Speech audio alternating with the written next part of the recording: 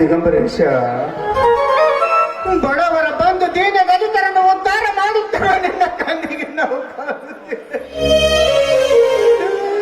ಬರ ಕಷ್ಟದ ಕಣ್ಣಿನಲ್ಲಿ ಜೀವನ ಸಾಗಿಸುವಂತಾಗಿದೆ ನನ್ನ ಎಂದು 2 ಎಕರೆ ಹೊಲದಲ್ಲಿ ಸರಿಯಾಗಿ ಬೆಳೆಯಲು ಬರ್ತಾ ಇಲ್ಲ. ಹೀಗಿರುವಾಗ ಹೆಂಡತಿ ಮಕ್ಕಳನ್ನು ಸಾಕುವುದು ಕಷ್ಟವಾಗಿದೆ ತಂದೆ.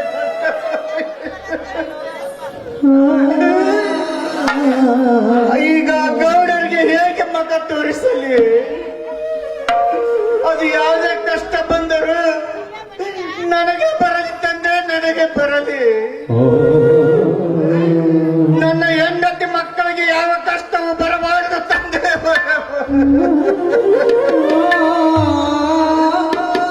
ಸೀತಾ, ಸೀತಾ,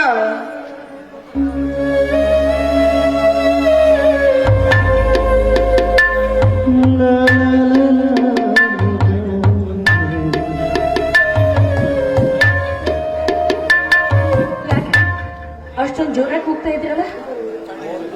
ಹಾಗೇನೂ ಇಲ್ಲ ಸೀತಾ, ನಾನು ತೋಟಕ್ಕೆ ಹೋಗಿ ಬರುತ್ತೇನೆ. ನೀನು ಬರುವಾಗ ಬುತ್ತಿಯನ್ನು ತೆಗೆದುಕೊಂಡು ಬಾ. ಸೀತಾ, ಏಕೆ ನನ್ನ ಕಣ್ಣಲ್ಲಿ ನೀರು? ಏನಾಯ್ತು? ಏನಾಯ್ತು ಅಂತ ಹೇಳಿ ಸ್ವಾಮಿ.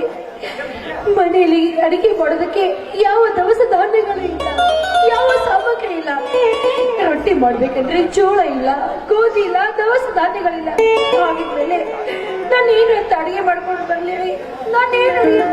ಸೀತಾ, ಸೀತಾ, ಸೀತಾ, ಕೈಯಲ್ಲಿ ಒಂದು ಬಿಡಿಗಾಸು ಹಣ ಇಲ್ಲದಿರುವಾಗ ಕಷ್ಟದ ಮೇಲೆ ಕಷ್ಟಗಳು ಬರುತ್ತಿದೆ ಸೀತಾ, ಕಷ್ಟದ ಮೇಲೆ ಕಷ್ಟ. ಸೀತಾ, ನೀನು ನನ್ನ ಮದುವೆಯಾಗಿ ದೊಡ್ಡ ತಪ್ಪು ಮಾಡಿಬಿಟ್ಟೆ. ನಿನಗೆ ತುಂಬಾ ಕಷ್ಟ ಕೊಡುವಂತಾಗಿದೆ ಸೀತಾ, ಕಷ್ಟ ಕೊಡು. ಹಾಗೆಲ್ಲ ಮಾತಾಡಬೇಡಿ. ನೀವು ನನಗೆ ಸಿಕ್ಕಿದ್ದಕ್ಕೆ ನಾನೇ ಸೌಭಾಗ್ಯವತಿ ಕಣ್ಮಣಿ, ನಾನೇ ಸೌಭಾಗ್ಯವತಿ. ಗಂಡ ಹೆಂಡತಿ ಇಬ್ರು ಕಷ್ಟ ಸುಖಗಳನ್ನ ಸಮನಾಗಿ ಹಂಚ್ಕೋಬೇಕು, ಸಮನಾಗಿ ಹಂಚ್ಕೋಬೇಕು. ಸೀತಾ, ನೀನು ನನ್ನ ಹೆಂಡತಿ ಅಲ್ಲ ಕಣೆ, ನನ್ನ ಪಾಲಿನ ದೇವತೆ ಕಣೆ.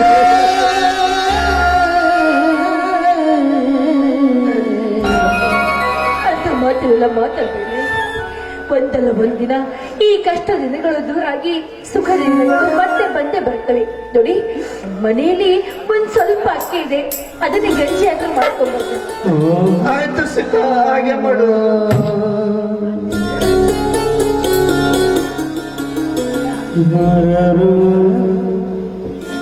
ಅಪ್ಪ, ಅಮ್ಮ, ಏನು ಮಾಡುತ್ತಿರುವಿರಿ? ಈಗ ಬಂದೇನಪ್ಪ? ಹೌದಮ್ಮ, ಈಗ ತಾನೇ ಬಂದೆ. ಅಪ್ಪ, ಅಮ್ಮ, ನಿಮ್ಮ ಕಣ್ಣಲ್ಲಿ ನೀರು ಏನಾಯ್ತಮ್ಮ? ಏನೂ ಇಲ್ಲಪ್ಪ, ಹಾಗೆ ಸುಮ್ಮನೆ ನಿಂತಿದ್ದೆವು. ಅಪ್ಪ, ನನ್ನಿಂದ ಏನೋ ವಿಷಯ ಮುಚ್ಚಿಡ್ತಾ ಇದ್ದೀರಾ?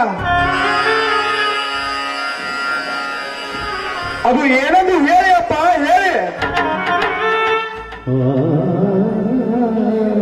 ಜೋಳ, ಗೋಧಿ, ದವಸ ಧಾನ್ಯವನ್ನು ತರುವುದಕ್ಕೆ ಕೈಯಲ್ಲಿ ಒಂದು ಹಣ ಇಲ್ಲದಂತಾಗಿದೆಪ್ಪ, ಒಂದು ಬಿಡಿಗಾಸು ಹಣ ಇಲ್ಲದಂತ.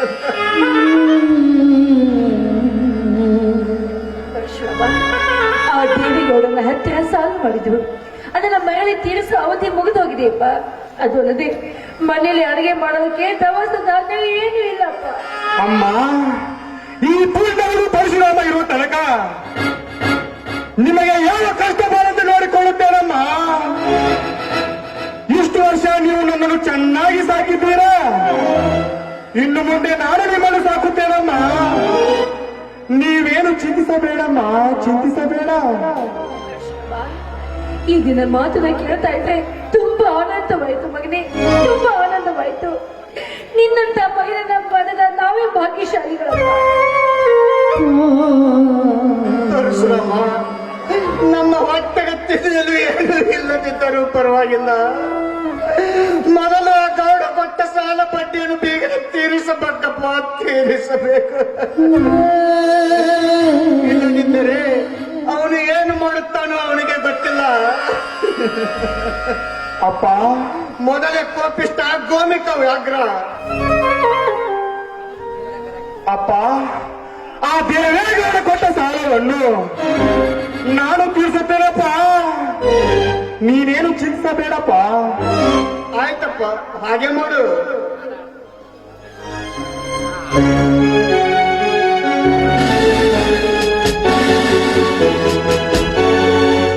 ಅಪ್ಪ ಅಮ್ಮ ನನ್ಗೆ ಆಶೀರ್ವಾದ ಮಾಡಿ. ಎದ್ದೇಳಪ್ಪ, ಏನಪ್ಪ ಈ ನಿನ್ನ ವೇಷ? ಅಪ್ಪ ಮೊನ್ನೆ ನಾನು ಪೊಲೀಸ್ ಎಕ್ಸಾಮ್ ಬರೆದಿದ್ದೆ, ನಿನ್ನೆ ತಾನೇ ಆರ್ಡರ್ ಲೆಟರ್ ಕಳಿಸಿದ್ದಾರೆ. ಇವತ್ತಿಗೆ ಡ್ಯೂಟಿಗೆ ಸೇರ್ತಿದ್ದೇನಪ್ಪ. ರಾಜೇಶ್, ಇದೇನೋ ಕನಸೋ ನನಸೋ ನನಗೊಂದು ತಿಳಿತಾಗ್ತಾ ಇದೆಪ್ಪ. ಸುತ್ತ ಕೂಡಿಯೂ ಕೂಡ ಗತಿ ಇಲ್ಲದೆ ಇರೋ ಇಂಥ ಸಮಯದಲ್ಲಿ ನೀನು ಅಧಿಕಾರಿಯಾಗಿ ಬಂದಿದ್ದೀಯಲ್ಲ, ನನಗೆ ಹಾಲು ಕುಡಿದಷ್ಟು ಸಂತೋಷವಾಯ್ತು ಮಗನೇ, ಹಾಲು ಕುಡಿದಷ್ಟು ಸಂತೋಷವಾಯ್ತು. ರಾಜೇಶ, ನಿನ್ನ ಪ್ರಯತ್ನ ಯಾವತ್ತು ಕೈ ಬಿಡಲ್ಲ ತಮ್ಮ. ಪ್ರಯತ್ನ ಸರ್ವಸಿದ್ಧಿ ಸಾಧನ ಎಂಬಂತೆ ಪ್ರಯತ್ನಕ್ಕೆ ಪ್ರತಿಫಲ ಸಿಕ್ಕೇ ಸಿಗುತ್ತಮ್ಮ. ಒಳ್ಳೇದಾಗಲಿ. ಹೌದಮ್ಮ, ನಿನ್ ಮಾತು ಸತ್ಯವಿದೆ. ರಾಜೇಶ, ನೀನು ಈಗ ಪೊಲೀಸ್ ಆಫೀಸರ್ ಆಗಿದೆಯಾ ತಮ್ಮ. ಲಂಚಕ್ಕೆಂದು ಕೈ ಒಡ್ಡಬೇಡ. ಲಂಚ ಕೊಟ್ಟು ಮಂಚಕ್ಕೇರುವ ಈ ಬ್ರಹ್ಮಾಂಡದಲ್ಲಿ ಒಬ್ಬ ನಿಷ್ಠಾವಂತ ಆಫೀಸರ್ ಆಗಪ್ಪ. ಹೌದಪ್ಪ, ಅನ್ಯಾಯದ ಮಾರ್ಗಕ್ಕೆ ಬೇಲಿ ಹಾಕಿ ನ್ಯಾಯದ ಮಾರ್ಗಕ್ಕೆ ಕೈ ಜೋಡಿಸಿ ನ್ಯಾಯದ ಪರವಾಗಿ ಹೋರಾಡಬೇಕಪ್ಪ. ಅಪ್ಪ ಇದೆಲ್ಲ ಹೇಗೆ ಸಾಧ್ಯ ಆಗುತ್ತಪ್ಪ? ಈ ದುಡ್ಡಿನಿಂದ ಮನುಷ್ಯರನ್ನು ಕೊಂಡುಕೊಳ್ಳೋ ಈ ದಿನಮಾನದಲ್ಲಿ ಪೊಲೀಸ್ ಅಧಿಕಾರಿಗಳು, ಸುಳ್ಳು ರಾಜಕಾರಣಿಗಳು, ಪೊಲೀಸ್ ಅಧಿಕಾರಿಗಳು ನಡುಬೀದಿಯಲ್ಲಿ ಕೊಲೆ ಮಾಡುತ್ತಿರುವಾಗ ಈ ಕಲಿಯುಗದಲ್ಲಿ ಹೇಗೆ ಸಾಗುತ್ತಪ್ಪ ಈ ನ್ಯಾಯ? ರಾಜೇಶ್, ನೀ ಹೇಳೋ ಮಾತಿನ ಸರಿ ಇದೆ, ಆದ್ರೆ ನಿನಗೆ ಯಾವುದೇ ರೀತಿ ತೊಂದರೆ ಆಗದಂತೆ ನೀನ್ ಕೆಲಸ ಮಾಡ್ಬೇಕಪ್ಪ. ಹಾಗೆ ಮಾಡುತ್ತೇನಮ್ಮ. ಹಾ, ನಿಮ್ಮೆಲ್ಲರಿಗೊಂದು ವಿಷಯ ತಿಳಿಸಬೇಕು. ಏನಪ್ಪ ವಿಷಯ? ಅಪ್ಪ, ನಾನೊಂದು ಶ್ರೀಮಂತ ಹುಡುಗಿಯನ್ನು ಪ್ರೀತಿಸುತ್ತಿದ್ದೇನೆ. ಅವಳನ್ನೇ ಮದುವೆ ಆಗ್ಬೇಕೆಂದು ತೀರ್ಮಾನ ಮಾಡಿದ್ದೇನೆ. ರಾಜೇಶ, ಏನು ಹೇಳ್ತಿರೋ ನೀನು? ಹೌದಪ್ಪ, ಈ ಮಾತು ಸತ್ಯ. ನಮ್ಮದೇ ಆದಂತ ಆಚಾರ ವಿಚಾರಗಳಿಲ್ಲವೇ? ಇದನ್ನೆಲ್ಲ ಮರೆತು ಯಾರನ್ನು ಕೇಳಿ ನೀನು ಇಂಥ ತೀರ್ಮಾನಕ್ಕೆ ಬಂದೆ? ಲೇ ರಾಜೇಶ, ಅಪ್ಪ ಅಮ್ಮ ಹೇಳ್ತಿದ್ರು ನಿಜಾನೇ. ಇಷ್ಟು ವರ್ಷ ಕಷ್ಟದಲ್ಲಿ ಕಷ್ಟಪಟ್ಟು ಬಂದಿದ್ದೇವೆ. ಈಗ ನೀನು ನೌಕರಿಗಸ್ತನಾಗಿದ್ದೀಯಾ, ನಾನು ದುಡಿಯುತ್ತಿದ್ದೇನೆ. ಇಬ್ಬರು ಸೇರಿ ಅಪ್ಪ ಅಮ್ಮನ ಚೆನ್ನಾಗಿ ನೋಡಿಕೊಳ್ಳೋಣ ತಮ್ಮ. ಅವಳನ್ನು ಮರೆತು ಬಿಡು. ರಾಜೇಶ, ಪ್ರೀತಿ ಎಂಬುದು ಕ್ಷಣಿಕ ಮಾತ್ರಪ್ಪ. ನಾವೆಲ್ಲರೂ ಬೇಡ ಅಂದ್ರೂ ಕೂಡ ಅದೇ ಹುಡುಗಿನ ಮದ್ವೆ ಆಗ್ತೀನಿ ಅಂತ ಅವರ ಸಿರಿತನಕ್ಕೆ ಆಸೆ ಪಟ್ಟು ನೀನು ಹೋದಾಗ ನೀವ್ಯಾರು ಅಂತ ನನಗೆ ಗೊತ್ತೇ ಇಲ್ಲ ಅಂತ ಹೇಳುವ ಅಂತ ಶ್ರೀಮಂತನ ನಂಬಬೇಡಪ್ಪ. ನಿನ್ನ ಮಾತು ನನಗೆ ಒಪ್ಪಿಗೆ ಇಲ್ಲ. ನೀನು ಅವಳನ್ನ ಮರೆತು ಬಿಡು. ಇಲ್ಲಮ್ಮ, ಎಂದಿಗೂ ಸಾಧ್ಯ ಇಲ್ಲ. ನಿಮಗಿಂತ ನನ್ನ ಮದುವೆ ಆಗೋ ಹುಡುಗಿನೇ ಹೆಚ್ಚು. ಅಂದ್ರೆ ನಾವೆಲ್ಲರೂ ಬೇಡ ಅಂದ್ರೂ ಅದೇ ಹುಡುಗಿನ ಮದ್ವೆ ಆಗ್ತೇನೋ? ನನಗೆ ಇನ್ನು ಮುಂದೆ ನಿಮ್ಮ ಅಗತ್ಯವಿಲ್ಲ. ನನ್ನ ದಾರಿ ನನಗೆ, ನಿಮ್ಮ ದಾರಿ ನಿಮಗೆ. ಲೇ ರಾಜೇಶ, ಅಮ್ಮ ಹೇಳ್ತಿರೋದು ಕೇಳಲಿ. ತಂದೆ ತಾಯಿ ಪ್ರೀತಿಗಿಂತ ನಿನ್ನೆ ಮೊನ್ನೆ ಬಂದ ಪ್ರೀತಿ ಹೆಚ್ಚಾಯಿತೆ. ಅಣ್ಣ ತಮ್ಮ ತಂದೆ ತಾಯಿ ಕೇಳೋ ಮಾತು ನೀನು ಮುಂದೆ ಒಂದು ದಿನ ಕಷ್ಟಕ್ಕೀಡಾಗುತ್ತೀಯ ತಮ್ಮ. ಎಷ್ಟು ದಿನ ಬಾಳಬೇಕು ಈ ಬಡತನದಲ್ಲಿ? ನನಗೂ ಆಸೆ ಅವಕಾಶಗಳಿವೆ. ನಾನು ಹನುಮಂತನಾಗಬೇಕು. ನನ್ನದೇ ಆದ ಪುಟ್ಟ ಸಾಮ್ರಾಜ್ಯದಲ್ಲಿ ಹೆಂಡತಿ ಮಕ್ಕಳಿಗೆ ಸುಖವಾಗಿ ಬಾಳಬೇಕೆಂದು. ಇನ್ನು ಮುಂದೆ ನಿಮ್ಮ ಅಗತ್ಯ ನನಗಿಲ್ಲ. ನಿಮ್ಮ ದಾರಿ ನೀವು ನೋಡ್ಕೊಳ್ಳಿ. ನನ್ನನ್ನೇ ನಮ್ಮ ಸಂಬಂಧ ಇಲ್ಲೇ ಮುಗಿದೋಯ್ತು. ಹೋಗ್ಬೇಡ್ವೋ, ಮನೆ ಬಿಟ್ಟು ಮಾತ್ರ ಹೋಗ್ಬೇಡ. 9 ತಿಂಗಳು ಹೊತ್ತು ಹೆತ್ತು ಸಾಕಿ ಸಲುವಿದ ಈ ಹೆತ್ತಗಳಿಗೆ ಕಿಚ್ಚು ಹಚ್ಚಿ ಹೋಗ್ಬೇಡಪ್ಪ. ಮನೆ ಬಿಟ್ಟು ಮಾತ್ರ ಹೋಗ್ಬೇಡ ಕಣ. ದೂರ ಸರಿ, ದೂರ ಸರಿ. ಇನ್ನು ಮುಂದೆ ನಿಮ್ಮ ಅಗತ್ಯ ನನಗಿಲ್ಲ. ನನ್ನ ಮನಸ್ಸಿಗೆ ಅಗತ್ಯ ಮಾಡುತ್ತೇನೆ. ಲೇ ರಾಜೇಶ,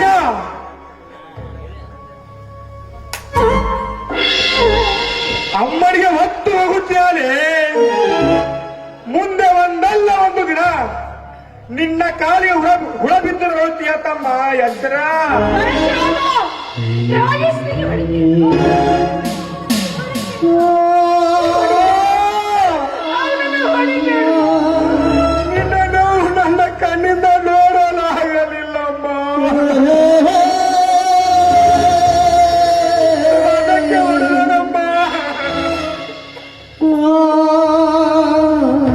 ರಾಜೇಶ, ನಿನ್ನನ್ನು ಸಾಲ ಸೋಲ ಮಾಡಿ ವಿದ್ಯಾಭ್ಯಾಸವನ್ನು ಕಲಿಸಿದೆ.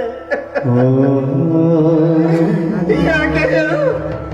ನನ್ನ ಮಗನಿಗೆ ನೌಕರಿಯಾದ ಮೇಲೆ ಬಂದು ಸಾಲ ತೀರಿಸುತ್ತಾನೆಂದು ತಿಳಿದುಕೊಂಡಿದ್ದೆ.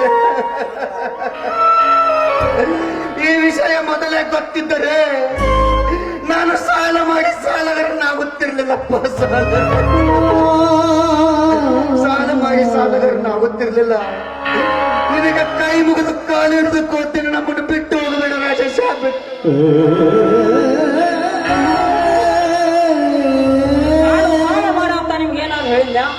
ನೀವು ತಿನ್ನೋದಕ್ಕೆ ಉಣ್ಣೋದಕ್ಕೆ ಬೇಕಾದ ಕೆಲಸಕ್ಕೆ ಸಾಲ ಮಾಡಿರಬಹುದು.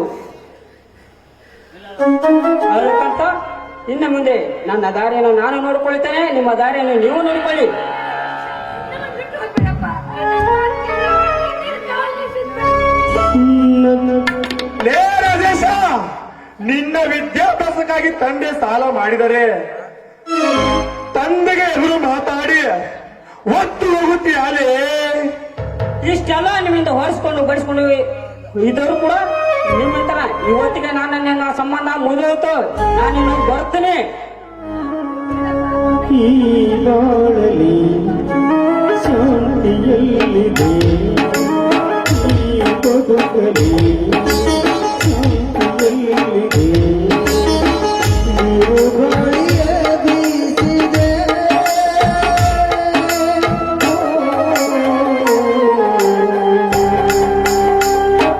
ಅಡುದಿನವು ಸಂತೋಷವ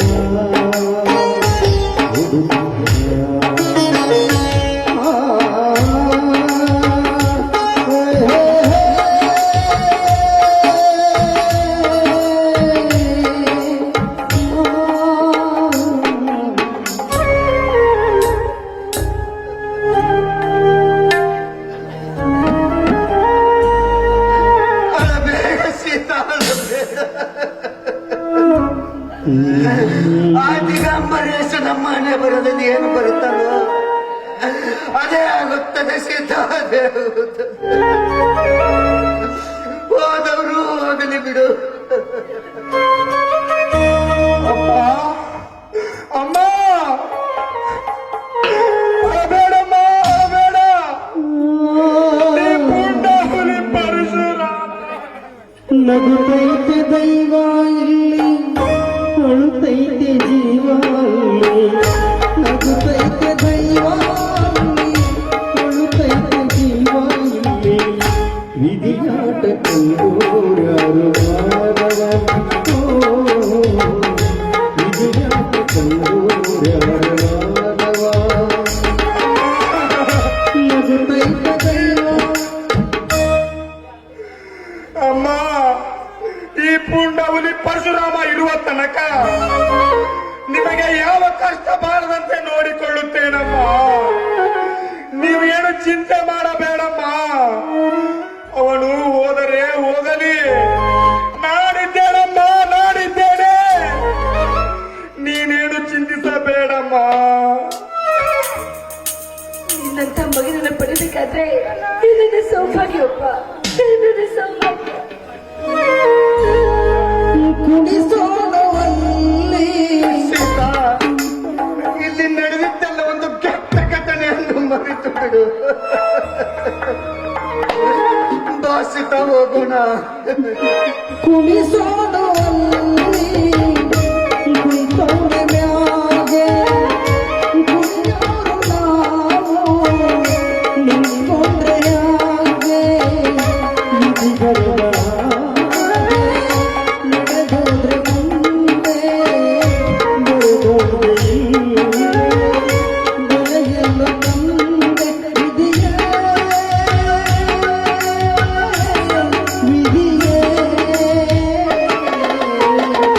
ವಿಧಿಯಾಟ ಕಂಡು ಯಾರು